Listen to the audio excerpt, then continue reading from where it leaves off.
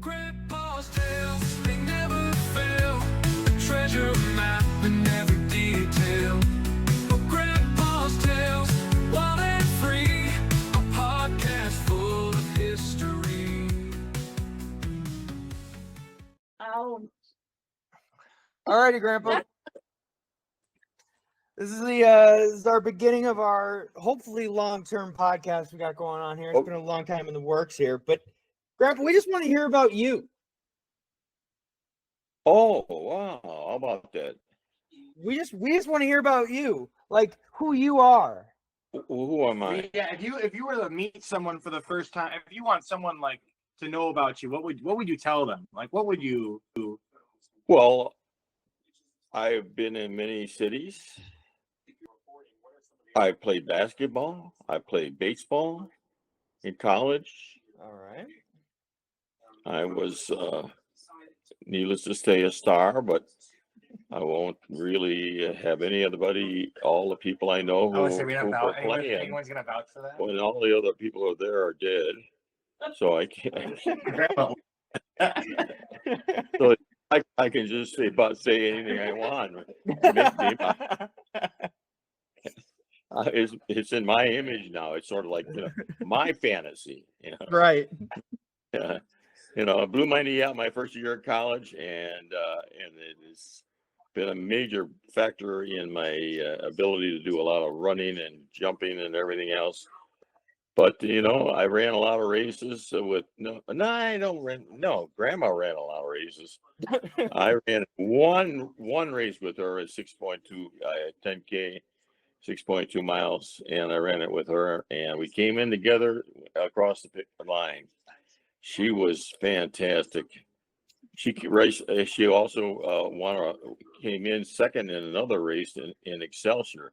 I wasn't there, but that's a fantastic thing. She won in her age group. She was second. All right. Yeah, but there are only two people in her age group. Grandma, stay on point. This isn't about. We'll get the grandma eventually. We'll get the grandma. Okay, I started. Tell us about you growing up. Born in Chicago, spent my early years. We moved from Chicago to Berwyn, Illinois, and that's when my dad bought. They bought his first home there, and he paid $6,000 for that home. And I grew up in that cities, and went to school in Cicero, Illinois, Morton High School, and then school in Laverne. Oh, I went to grade school at Laverne. Yeah, I didn't go to kindergarten. I skipped kindergarten and went right into first grade in Berwyn, Illinois, at Laverne Grade School. And then I did play baseball, like I say, I told you, in junior college, and actually when I was a junior in high school, I played basketball. I was on a junior varsity team. I was 5'4". Would they call you the White Rabbit? Oh, they called me the Rabbit. They called me the Rabbit, and because I was quick, but I was 5'4". And when I was a senior in high school, I was 5'9". When I was a freshman in college, I was 6'1", and then I turned to be 6'2". Were they giving you the Wheaties? Well, no, but unfortunately, played my freshman year, and then a sports writer, Paul Cisco, who wrote for Rural Life, and he gave me the nickname Hal Johnson. He wrote an article about me and said it was Hal Johnson. So you didn't get that nickname until college? Yeah, no, that's when he started calling me Hal. And people just called you Harold up until that point? Yeah. Harold, well, Dottie called me Harold the Great. But did she actually? Yeah, we're like going into my fantasy again. No, and then went on. And of course, I went on to go to Northern Illinois and graduated from Northern Illinois. Actually, I graduated as a teacher, and I did my student teaching in a class when I was about 21, and all the kids were up there in the 17, 18 years old, and I taught marriage and the family. Actually. Yeah. And then Why did you get stuck with that? I'm just curious. Well, Why did you get stuck with I just that what I do. I did the student teaching at the school that I went to high school at, and it's the teacher that taught me. So then after that, but when I got through my student, my oldest brother Egbert said to me, "Just get into sales." So that's when I got into sales, and of course I got into selling pharmaceutical with two pharmaceutical companies, Purdue Frederick and Lloyd Brothers, which and then from there I decided to get out of the pharmaceutical business and went and I worked from an ethical business to a banana business and became an unethical business. No, and worked and had great period. Moved from I got married, Dottie and I married, and we wound up going to Indianapolis. Went to Indianapolis. In fact, Dottie and I went to the Indianapolis 500, and there was a. was that for your honeymoon, or was that? No. That was no. We went to. Imagine go to a race car drive for your honeymoon. No, that was when we were married. What's important about Indiana? Is that where you lived, or? Indianapolis, yeah, that's where I worked. I was working out there, and I was an assistant there. I didn't know that. How many years did you live in Indianapolis for? Oh, it's just Indianapolis was how many months? 9 months? Not even that. No, That was 6 months. 6 months. Okay. So, Grandma and I went to the Indianapolis 500. So happened that the guy at the first turn on a race, Eddie Sachs and McDonald or something was his name, got in a crash in their car. It was a flaming crash, and 2 guys died. 2 of the drivers. And Grandma was a little worried at that time, and we had good seats. It was a company deal, and so then and then in fact in front of us is another driver. Remember that, Dottie? The driver got out of as they were leaving the pit area to get back in the race. The back of the car, he jumped out of the car. The alcohol on the burns dark. You can't see it, and so he was on fire, but you got out of the car and rolled out of that race car, and different race cars in those days. So, but and after Indianapolis, where did you all go? Indianapolis, we went to Milwaukee for a couple of years. And that's where Auntie Roo was. Auntie Roo was born. Yeah. Yeah. Yeah. And you were there for 2 years. Oh, it's just unbelievable. I just. But I know that was a year and a half. A year and a half in Milwaukee. Yeah. Okay. And then- speak of the devil, oh my gosh, look who it is. You can go on, Grandpa.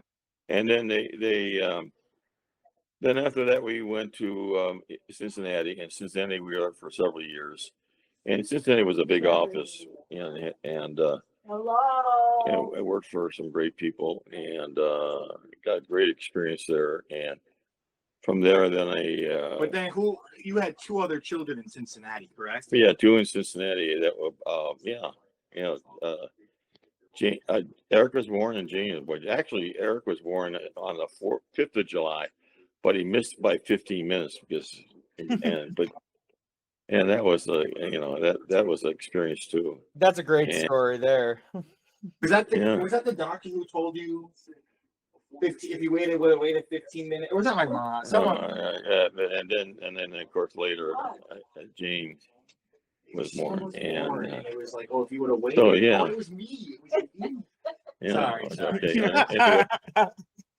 Anyway, we regress here. We get into other stories, but anyway, I was there for several years, and then the boss and the big boss I had, the vice president down there, wanted me to go to Minneapolis, from Cincinnati to Minneapolis, And what year become was a this? regional manager. What year was this? Dottie was here.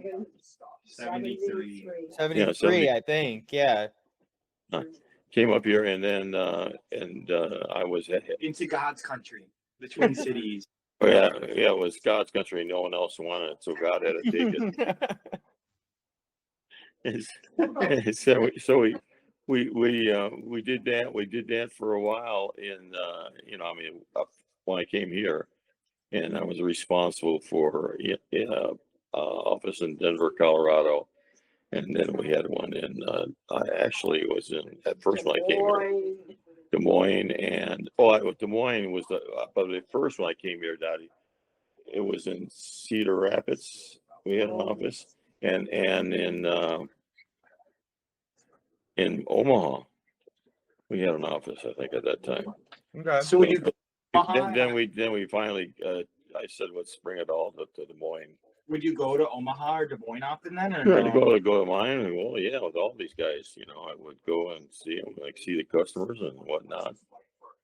And those were the kind of that's what you did as regional manager, and of course you would watch over what they when you're a regional manager, what you do is the market every Friday.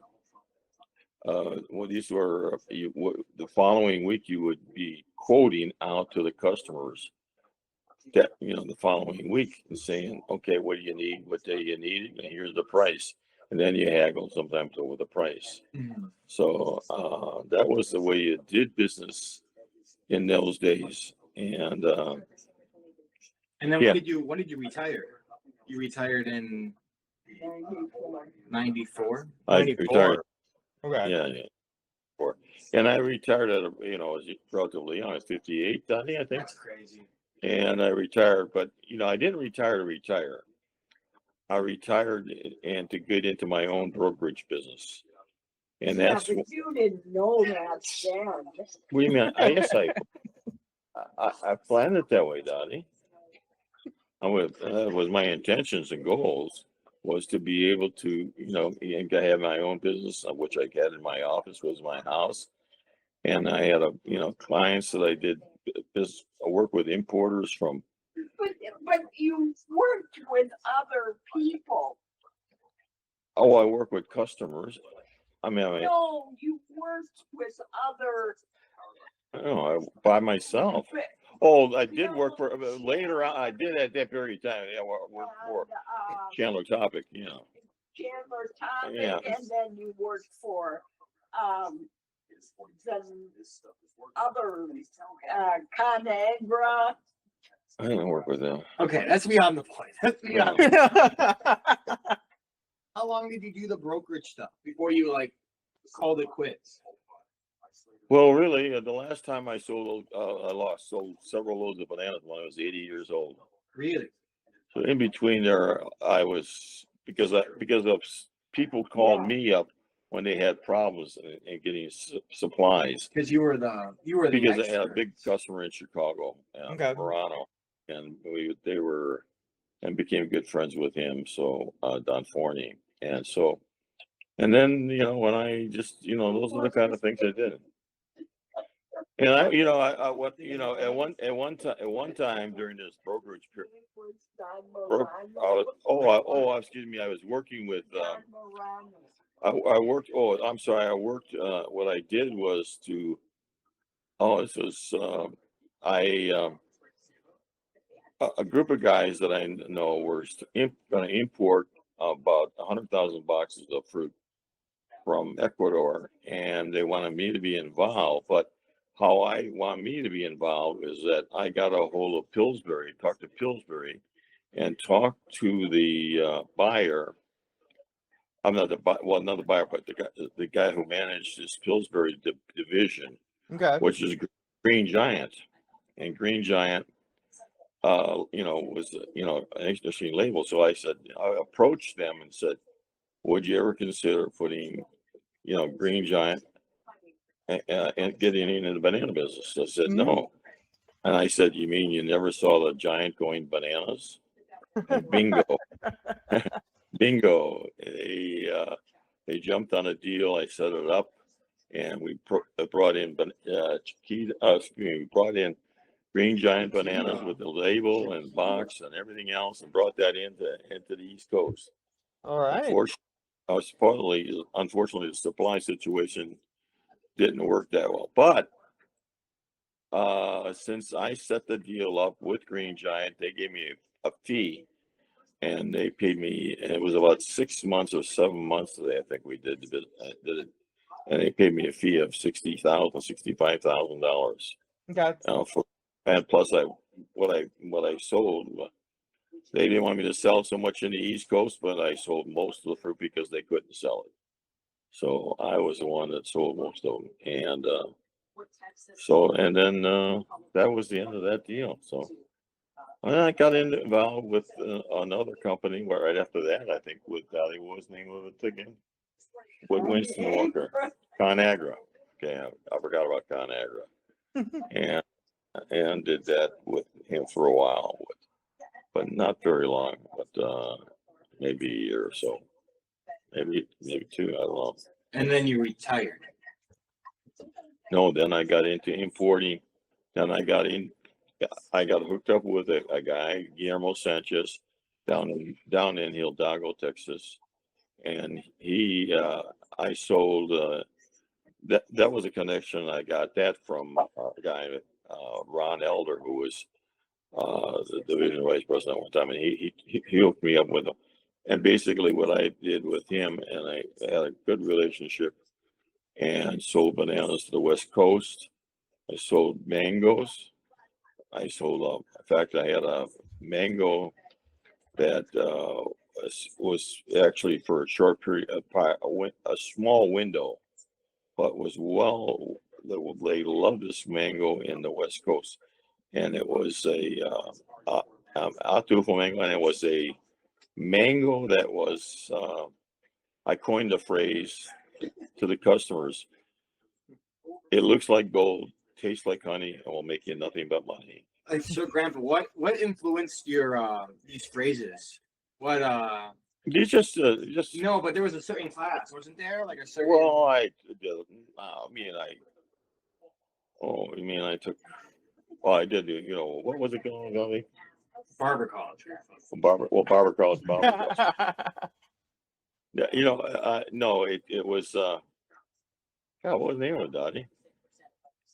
You took a class too, Benicio. Yeah, about the Dale Carnegie. Dale Carnegie, yeah. How to win friends and influence people. Don't criticize, condemn, or complain. Exactly. Words of wisdom. Yeah, or another phrase was always, if you want to win friends and influence people, don't discuss politics or religion. Yeah. And so, and that was a very interesting. I did that study. And you took that did course. that in Indianapolis. Yeah, I did that in Indianapolis. Grandpa, let's talk about your what did you do when you retired? Like, what did you do in your free time? Like, what did you do? Played a lot of golf. Oh, yeah, we're gonna get to that eventually. Yeah. Yeah. So you're big.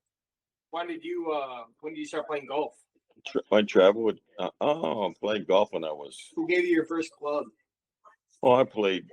God, I played. Oh, I bought my first set of.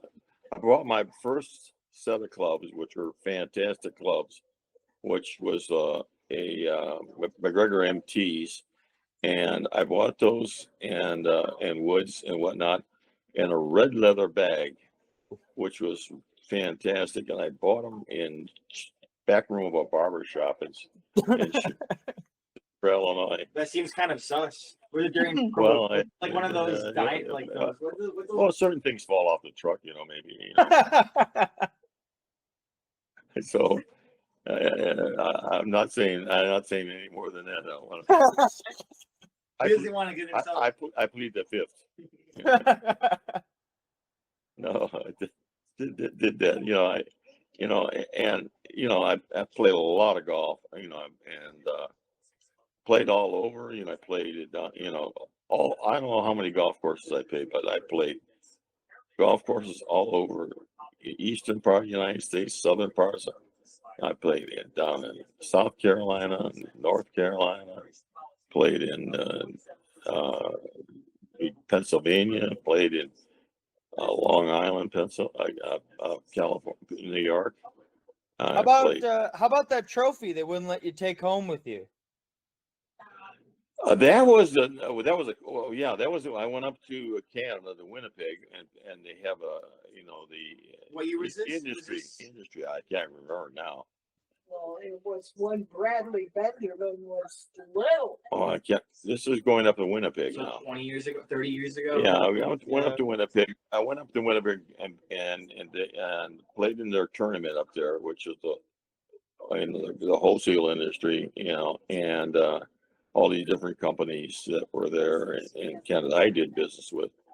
Anyway, I won the tournament. They had a traveling trophy, and which you kept for 1 year. And however, I they wouldn't let me take it back home, back to the United States. So, and then I realized that I took the picture. I realized I had a plane catch. Went there and just waited in line. And this is when Northwest was here. Northwest was, and the guy, they said to me, "Did you volunteer to get off the plane?" Afterwards, they were oversold. I said, "No, I didn't volunteer." Or I wasn't even there. And they gave me a check for $400, twice the amount of airfare in that days. Crazy. Mm-hmm. That was the way it was then. I probably wouldn't do that now today, but yeah, that was sort of like one of those little things that you did, You want to tell us about your family a little bit? Oh, well, let me tell you, I had three. Well, I had a great mother and father, and of course, my mother and father both came from Sweden. My dad come over in 1917 during World War One, and With the Swedish a Swedish flag on his ship, and painted on the ship, and gives you a word about submarines at the time. And then he came here, and then my mother came in about 1920s. They met in Chicago. Chicago was the big melting pot. I mean, you went there, it was probably, Polish, Italian, all these different sections of Chicago. And at that time. And so that was, and of course, I had three great brothers and one great sister. And, three of my brothers, we always, followed after for their footsteps, like playing sports and whatnot and everything else. And Mm-hmm. my oldest brother was a big influence on with me. And Was that Wally or? no, Haggard.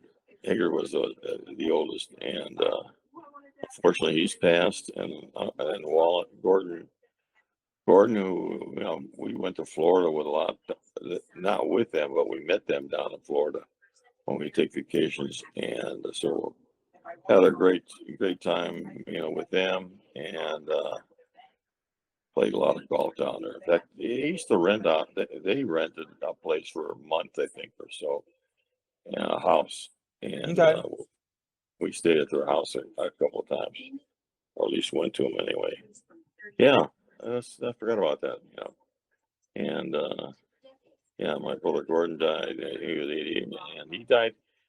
He died in the COVID period of time, and he had many aches and pains over the years.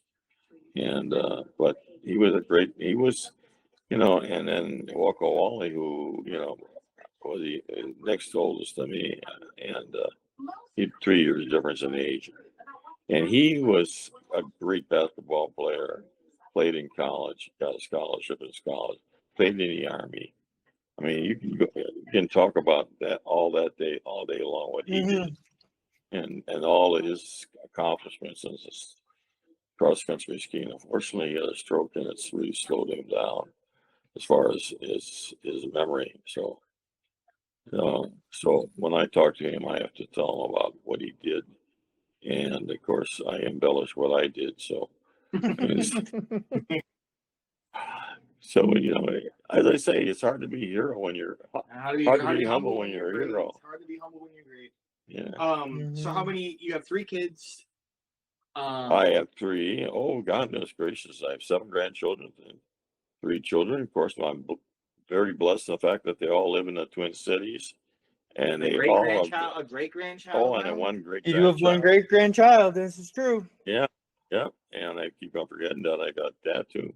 So really, I've got I've been blessed with a lot of things, and of course, I've blessed with a great wife.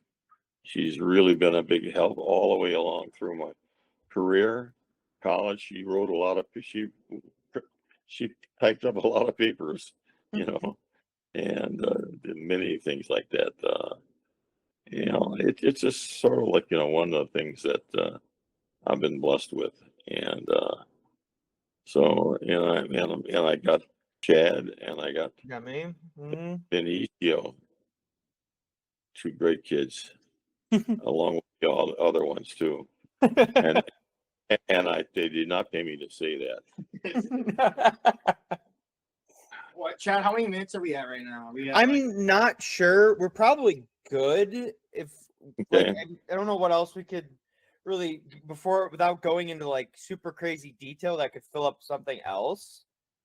Yeah. Do you want any final words then, Grandpa, for your first episode? You want to say anything? Well, I appreciate what you're doing, and I think a lot of other Mhm. people are going to appreciate doing it. I hear from Yeah, But, I want to get it out there, for not Yeah. just for like the family, for anybody that wants to listen, even Yeah. for inevitably when you do end up passing, that we have these like moments and all these stories and everything like in audio form. So Well, know. you probably have to wait about 10 or 12 years for that. Oh yeah, no, we don't expect anytime soon, but it's good to just have it on recording just in case, Okay.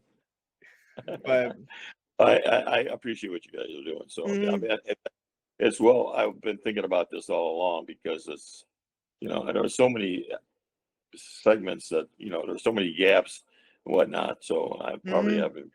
And I haven't bet covered them all. me and Chad were saying, like, I bet your family members in Canada would also enjoy hearing you Well, talk. Some of these well, stories, yeah. let me I can later on. We'll get to that. We'll get to We'll get Okay. to it, yeah. So I'm gonna stop the recording here. Okay. This is the end, and we are